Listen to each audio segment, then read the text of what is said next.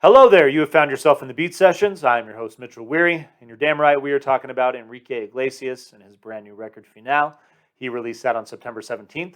This is studio album number 11 for Enrique and follows 2014's Sex and Love. And you read that album title correctly, Final, as in final, as in swan song, as in no mas. He's done after this. This is volume 1, though, so we know that there's at least another installment. Maybe there's a third volume. One can only hope.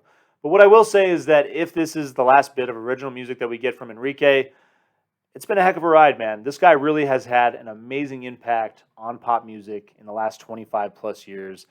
And I definitely think that he is worth celebrating in this album review for a number of reasons. The first thing that comes to mind, coming from a famous family, his father, Julio Iglesias, beloved musician, just world renowned.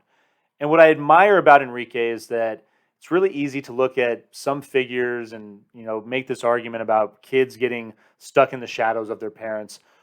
But Enrique, in his career, in doing things in his own way and pushing the boundaries of pop music, I think has become just as beloved as his father. Like, he is just renowned worldwide. Everybody knows who this guy is. Everybody knows who his music is. And you talk about that impact. I cannot think of a corner of the globe that his influence hasn't stretched to. So it's really cool to see him come out and to see him, not just do his own thing, but to flourish and to do it in a way that has had a monumental impact on pop culture. The other thing is that, talk about pop music and his influence there, but you think about the influence that he had on Latin pop and, just all the bridges that he was able to cross, and myself included. There is so much music that I've gotten into because I fell in love with Bailamos the first time I heard it. And I got a lot of crap for it from all my friends that were listening to punk rock and all this other rock and roll at the time. I was listening to the same stuff too. But I love pop music. I always have. And the first time I heard that song, just one of the most infectious hooks, one of the catchiest just melodies I've ever heard in my entire life. And the way that he has bridged that gap, the way that he is just shown so many audiences these different genres of pop music. The Latin pop world owes so much to him as far as exposure to the rest of the world and what he's done. It's just, the impact that he's had is monumental. I don't know where pop music in general would be without this guy. So let's talk about him. Let's celebrate this thing. Chasing the Sun is your opening track.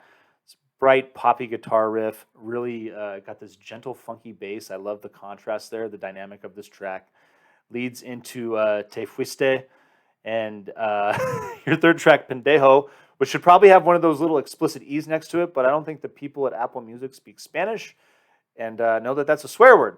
But those two tracks, I love the way that he opens up with kind of just like an English language banger, but then he gets right into the reggaeton and Latin influence. And I think truly he's better when he's doing that. A lot of his albums and throughout his career, he's gone back and forth, from English language to Spanish language. He's incorporated both on a lot of tracks. But I think there's something about his energy, about just the soul that he has when he's singing in Spanish versus singing in English that just makes his music generally better. Your fourth and fifth song, Unwell, All About You, great songs. Unwell has this great hook. It's got kind of this, dubstep lead-in, but when it drops, you just actually get this pleasant beat. It's very catchy, very easy to listen to, and very, very fun to dance to as well. And then All About You has got this hip-hop influence a little bit, but definitely very much a pop-oriented hip-hop influence. But then you get into the back end of this thing, and aside from track 10, Move to Miami, this thing is driven entirely by that Latin influence.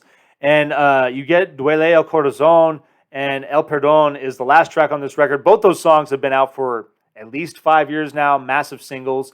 And even though it has been 7 years in between albums for Enrique, he hasn't disappeared. He's been pleasing us all with this amazing music. I think everybody in the world, if you've been near a radio, has had a chance to listen to either of those last two songs that I just mentioned.